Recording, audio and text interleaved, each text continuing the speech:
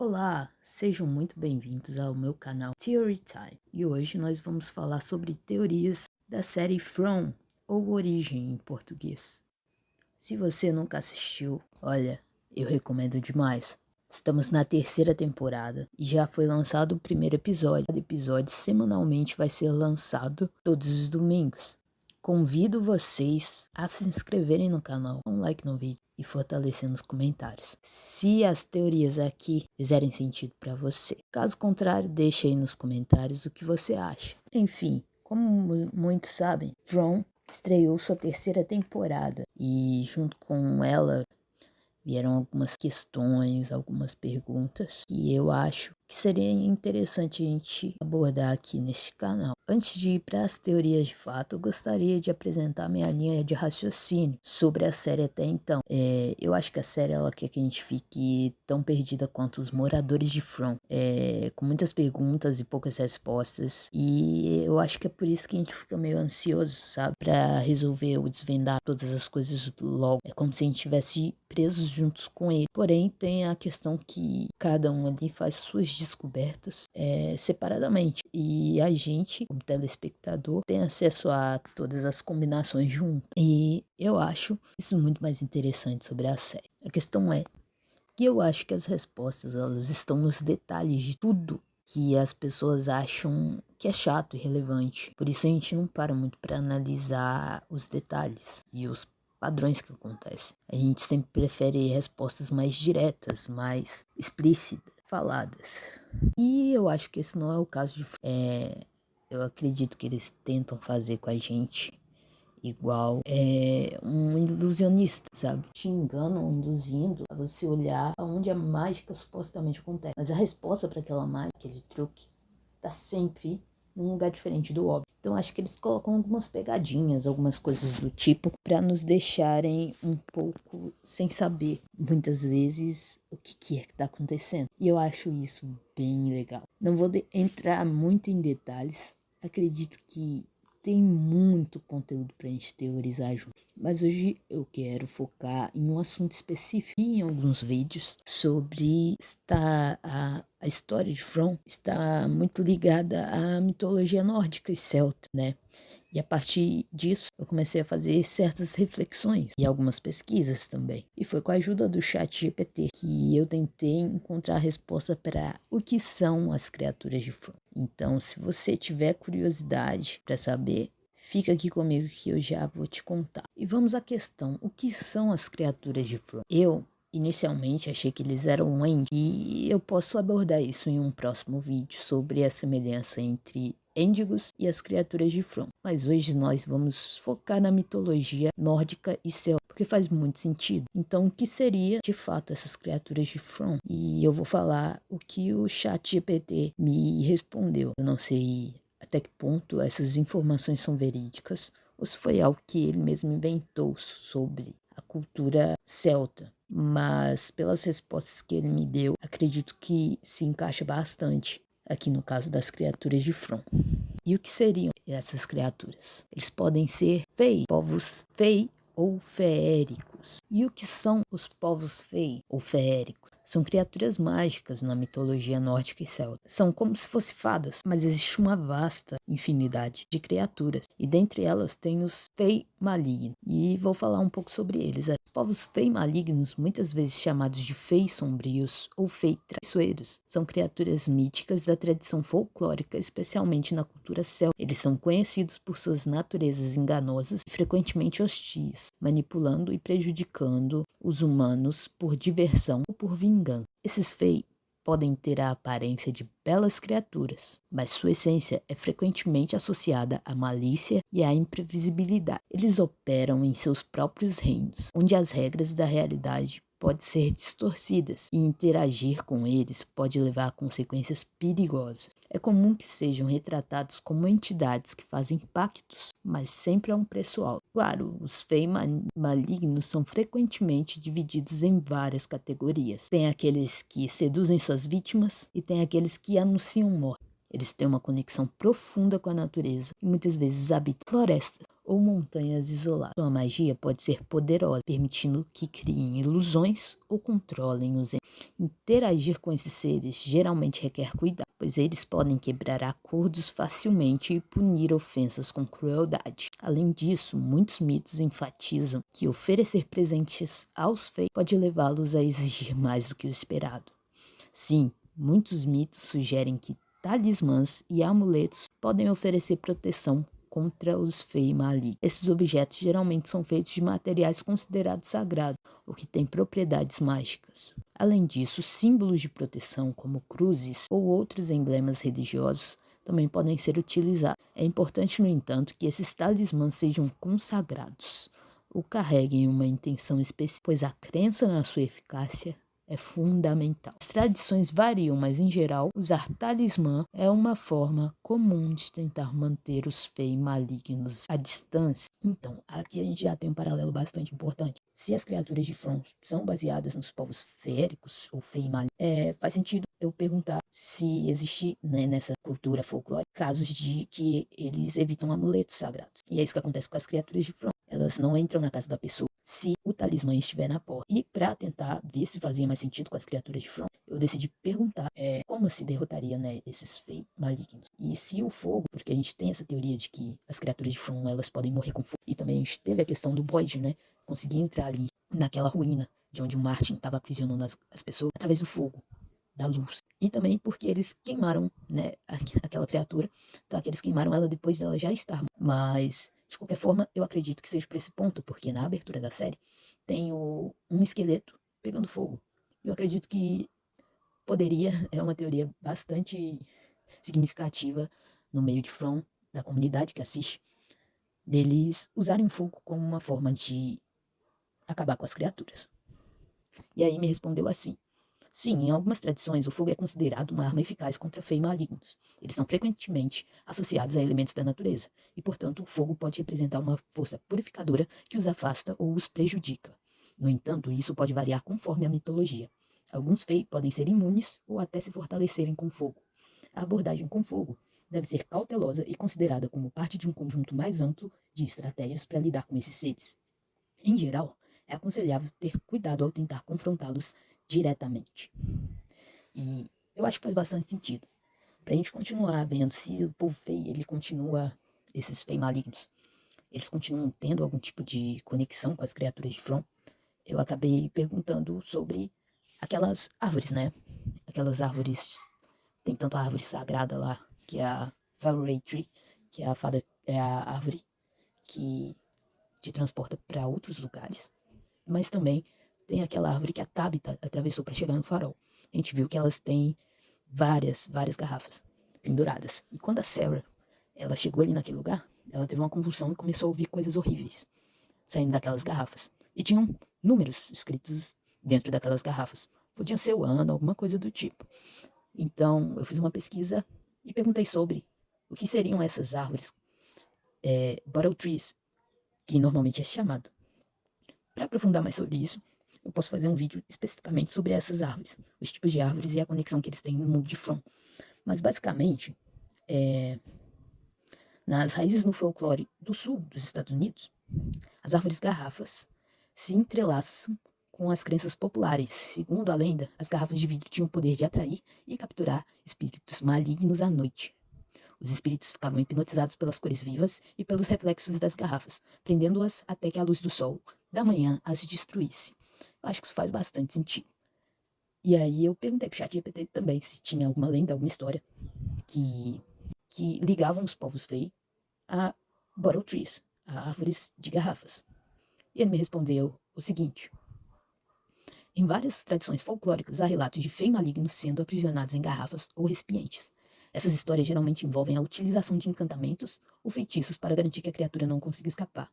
O ato de capturá-los em um recipiente serve como uma forma de contenção, mas é importante lembrar que manter um fei preso pode ter suas consequências, pois eles são conhecidos por serem traiçoeiros e podem retaliar de maneiras inesperadas. A cautela é sempre recomendada ao lidar com esse ser.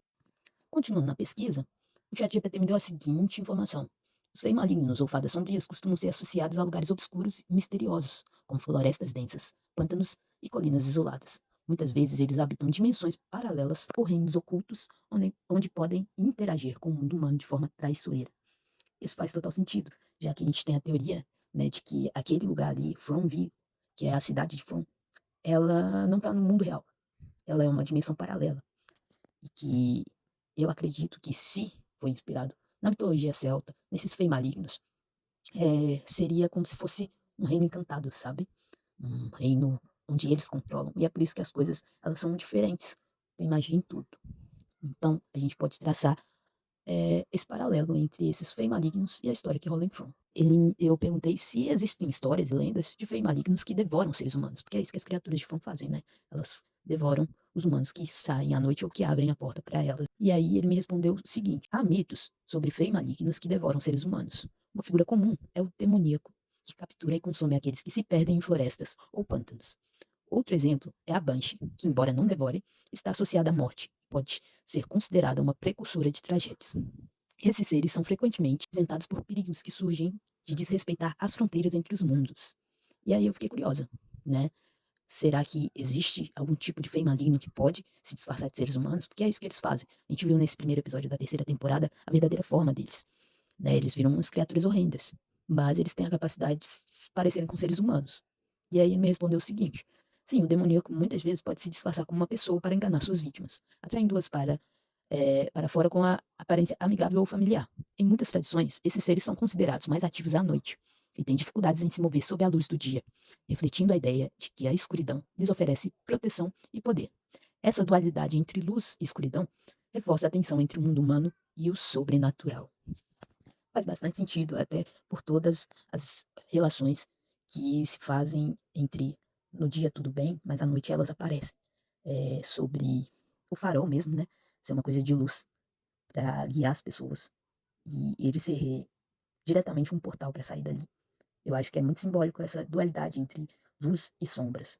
E, pelo que o ChatGPT me disse, tem uma relação muito forte entre os fei malignos e as criaturas de From, vocês concordam?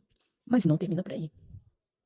Eu perguntei sobre alguma história ou lenda de algum fei maligno que pudesse ter relação com um lago, porque no primeiro episódio o Ethan tá brincando ali com o Norman, que é aquele bichinho de dedinho dele, e ele caiu no Lago das Almas, acho que era isso. Tá. Mas o Ethan ele fala sobre esse Lago das Almas, não sei se é da aventura da Cromenócula ou da onde ele tirou isso. Mas uma coisa que me chamou bastante atenção é que quando o Eldin ele chegou na cidade, ele perguntou se havia um lago. E que ele meio que já sabia que existia esse lago. E ele não sabia dizer o porquê. E aí, no final da terceira temporada, a gente vê uma mulher tentando afogar ele na banheira. E ele tá constantemente vendo essa mulher nos seus sonhos tentando afogar ele. Então eu perguntei se existia uma lenda de algum fei maligno que tinha relação com o lago. E ele me respondeu assim: existe a história da Dama do Lago, que, embora não seja um demoníaco por si só, pode ser vista como uma sedutora que atrai homens para a água, onde podem desaparecer. Essas narrativas exploram os perigos da sedução e do desconhecidos. E aí eu fiquei meio assim, tipo, tá, pode ter alguma relação, pode ter nenhuma, mas achei bastante curioso. Aí eu continuei perguntando, né, se existia alguma lenda, alguma história sobre os fei malignos e árvores mágicas. Ele me respondeu que sim, muitas vezes fei malignos como os demoníacos são associados a árvores mágicas, que são vistas como portais entre os mundos. Essas árvores podem servir de abrigo para esses seres, simbolizando tanto proteção quanto perigo. Em várias histórias, adentrar uma floresta com árvores encantadas pode levar a encontros perigosos, refletindo a ideia de que a natureza pode esconder segredos sombrios. E aí eu fiquei, cara, bate muito, né? Eles chegaram ali através de uma árvore caída no meio da estrada. E vários corpos. E aí eu tentei perguntar se existia alguma história que tinha essa relação. E ele me respondeu que sim. Há histórias que ligam árvores caídas, corvos e fei malignos. Uma árvore caída é frequentemente vista como um sinal de mau agouro ou uma presença sobrenatural. Corvos, por sua vez, são associados à morte e à sabedoria oculta. Em algumas tradições, corvos podem ser mensageiros entre os mundos e estão ligados a seres que habitam florestas e reinos ocultos. A presença de uma árvore caída na estrada pode indicar que um viajante está prestes a entrar em um território perigoso, onde fei malignos podem estar à espreita, pronto para enganar ou capturar. Essa combinação simboliza a interseção entre o mundo humano e o sobrenatural, carregando um forte sentido de aviso. A simbologia de árvores caídas e corvos carregam significados profundos nas tradições folclóricas. Uma árvore caída pode representar a queda de um guardião, sinalizando que a proteção de um lugar se foi, o que pode facilitar a entrada de seres malignos. Essa árvore pode ser vista como um portal, onde as regras entre os mundos se tornam mais fluidas. Os corvos, muitas vezes considerados mensageiros de deuses ou espíritos, são vistos como observadores do que ocorre na Terra. Sua presença ao redor de uma árvore caída pode indicar que algo sobrenatural está prestes a acontecer, ou que um aviso deve ser ouvido. Juntas, essas imagens evocam um senso de transição e perigo, alertando sobre os riscos de desrespeitar os limites naturais. Cara, isso aqui explodiu minha mente. Não sei até que ponto o ChatGPT ele tá inventando histórias baseadas nas palavras que eu dou para ele, ou se realmente essas informações são realmente verídicas segundo a mitologia e ao folclore celta e nórdico desses seres tão complexos que são os Fey, né? Principalmente os malignos. E aí, para encaixar com toda a história e tudo mais, ver se realmente tudo faz sentido, eu perguntei se existe alguma relação entre esses seres, né, malignos com rituais de sacrifícios. Porque a gente viu, né, que não que tenha sido um sacrifício, a gente imagina que pode ter ocorrido um sacrifício, mas como o Vitor disse, né, o Christopher, que era o cara que tinha aquele livro com o símbolo, né, de From, ele, cara, ele ficou maluco e de um dia pra noite todas as pessoas morreram, menos o Vitor.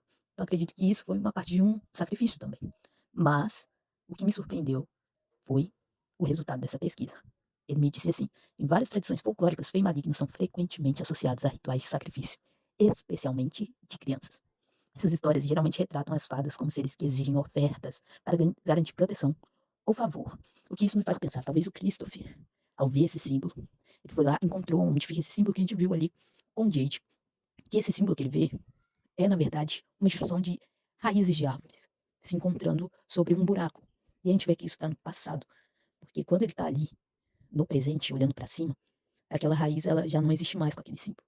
Ela já foi completamente coberta, cobriu o buraco, tampou o buraco. Então, foi um ritual que foi feito no passado. E eu fico me perguntando, será que aquele ritual daquelas crianças, debaixo daquele símbolo, foi um sacrifício a pedido de algum favor do Christopher? Não sei. Isso a gente só pode saber com o decorrer da série, mas é bom especular.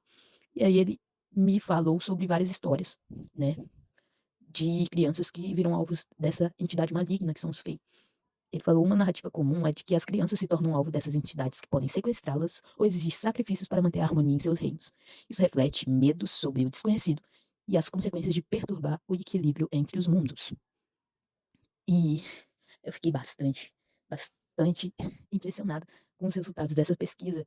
E isso me fez ter mais e mais e mais perguntas para saber se existe uma ligação realmente verdadeira entre esses povos Fey e a série From. E até agora tem feito muito sentido. Não estou dizendo que é a verdade, que eles se basearam nessas criaturas para criar, só achei curioso e interessante da gente abordar aqui no vídeo. E aí eu perguntei, né, tipo, pô, no mundo de From tem só as criaturas que devoram os humanos. Tem os pesadelos, tem aquela mulher que afoga o Eldin, tem o próprio Marte. E, sei lá, parece que tem várias forças dentro daquela floresta que são distintas. Então, por exemplo, a gente tem aquela bailarina, né, e os vermes. E aí é que eu fiquei bastante impressionada. Perguntei, existe alguma relação, alguma história ligada a Fei malignos com uma bailarina e vermes? Ele me respondeu que sim, gente. Existem figuras folclóricas que combinam elementos de Fei malignos com imagens de dança e decomposição. Uma dessas figuras é a bailarina do submundo, que pode ser retratada como uma fada sedutora que atrai os humanos com sua dança encantadora. No entanto, sob essa beleza, ela está conectada ao ciclo de vida e morte, simbolizado por vermes e decomposição. A história conta que essa fei maligna, diferente das feis comuns que vivem nas florestas e cuidam da natureza, era uma criatura perversa, com uma aparência graciosa e encantadora, mas com intenções cruéis. Ela usava sua dança hipnotizante para atrair vítimas inocentes para uma armadilha mortal. As vítimas, ao assistirem sua dança, ficavam paralisadas, incapazes de se mover ou gritar. Enquanto dançava, a fei invocava vermes, que rastejavam pelo chão e lentamente devoravam suas vítimas ainda vivas. Esses vermes, muitas vezes descritos como criaturas mágicas, eram parte do feitiço maligno da fei, sendo controlados por ela e tornando-se instrumentos de seu sadismo. E, cara, não sei se isso se encaixa totalmente, porque ela não é uma criatura que todos podem ver, né? A gente vê quando o bode recebe aqueles vermes, só ele vê a bailarina, ninguém mais vê. Então não sei se existe uma relação entre a bailarina e essa bailarina do submundo. E, e aí dizem que em algumas versões dessa lenda dessa bailarina do submundo, as vítimas geralmente eram crianças que se perdiam na floresta ou adultos que buscavam tesouros encantados. Ao verem a bela bailarina, se sentiam atraídos pela sua beleza e pelos movimentos graciosos, mas logo descobriam que estavam condenados. Eu fiz várias outras perguntas, as que não entraram aqui nesse vídeo, é porque não teve nenhuma relação, ou porque ele simplesmente inventou uma relação. E eu não achei legal trazer, né? Que nem, por exemplo, os espantalhos que eles acham ali na terceira temporada. Eu acho que eles têm algum sentido, porque o Ethan, quando ele estava olhando os desenhos do Victor, depois daquele massacre na Casa Colônia, que a Julie levou os desenhos para ele viu várias criaturas, espantalhos, e enfim. Eu acho que esses espantalhos que eles viram na floresta, não sei se são realmente espantalhos, mas me pareceram bastante. É, são os espantalhos que o Ethan ele falava dos desenhos do Victor. É muita coisa. Eu acho que os roteiristas eles não iam pegar todas as histórias sobre o povo feio e colocar tudo dentro da série. Claro que eles precisavam criar alguma coisa. E essas cigarras e esses pesadelos eu acho que tem muito a ver com o medo das pessoas que morrem ali, não devoradas pelas criaturas, mas que morrem por assassinatos. Por exemplo, a mulher do Boyd, ela achava que aquilo tudo ali era um pesadelo e que eles só acordariam se eles morressem. E, tipo, ela falou que tinha um pesadelo quando ela era criança, que era muito parecido com isso. E logo depois deles matarem uma das criaturas, o que que aparece? Os pesadelos te matando. E eu acho que tem uma certa relação. E também tem as cigarras que prenderam, né, os três ali. E a Sarah disse que o irmão dela, o Nathan, quando ele era pequeno, ele tinha medo de cigarras. E eu acho que, sei lá, a cidade ela se alimenta desses medos de crianças e transformam essas criaturas em realidade. Eu acredito que a gente vai ver muito mais dessas criaturas agora na terceira temporada e quem sabe na próxima. Mas eu acho interessante pensar por esse lado. Não teve nenhuma correlação com feios malignos, mas achei importante destacar aqui. E aí, né, por fim, eu perguntei sobre as árvores que andam, né? Porque o Victor, na primeira temporada, disse pro Ethan que as árvores estavam se mexendo.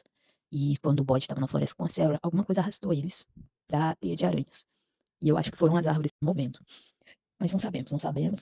E aí eu perguntei pro chat GPT se tinha alguma relação, né? E ele respondeu que no folclore celta, florestas encantadas são frequentemente habitadas por fei, tanto boas quanto as malignas. E nessas florestas as árvores podem se mover. E elas são uma manifestação da magia dessas fei que moram ali. Essas florestas controladas pelas fei mudam de forma constantemente para confundir e desorientar aqueles que entram nelas.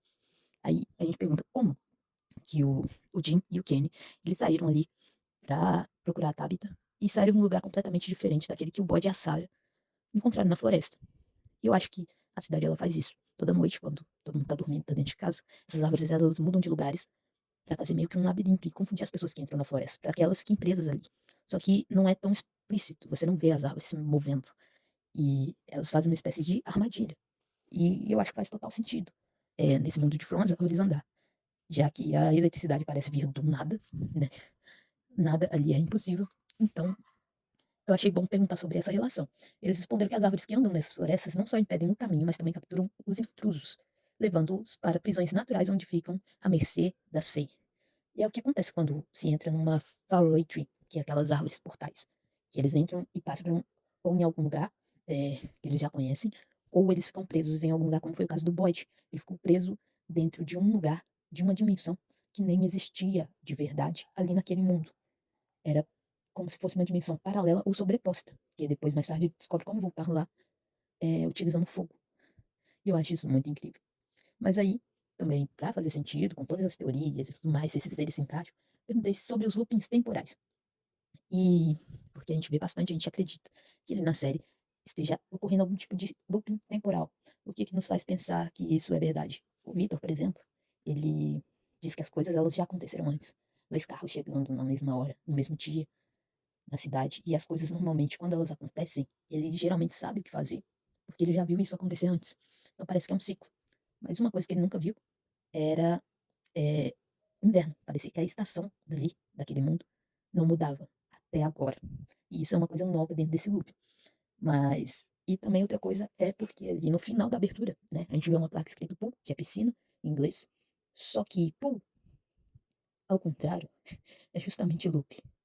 E eu acho que eles não fariam isso, assim, do acaso, sabe? É uma coincidência muito grande para estar ali com tanta ênfase.